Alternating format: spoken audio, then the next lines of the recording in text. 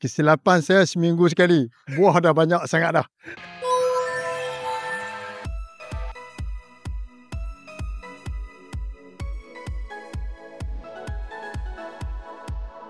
Okey, Assalamualaikum warahmatullahi wabarakatuh. Sekarang ni kita berada di kebun ejen tunggal kita di Sungai Petani.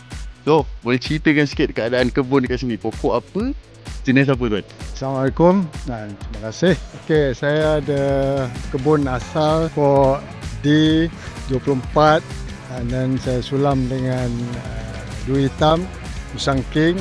Selain tu ada banyak sulam anak-anak pokok lagi lah. Alhamdulillah. Di belakang saya ni pokok duri hitam berusia lebih kurang dalam 6 tahun, 7 tahun macam tu. Dan pembajaan saya semua daripada fast grow. Daripada beg hijau, beg kuning, beg merah dan foliar merah. Kesilapan saya seminggu sekali. Buah dah banyak sangat dah. Sepatutnya 2 minggu sekali, saya seminggu sekali. Buah dah banyak sekarang. Itu saja.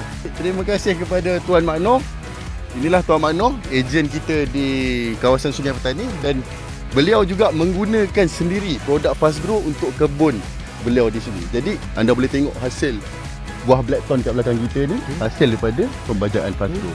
Jadi kepada sesiapa yang nak mendapatkan baja Fast Grow di kawasan Kedah ataupun Sungai Petani ni, boleh kontak terus dengan Tuan Maknoh. Terima kasih.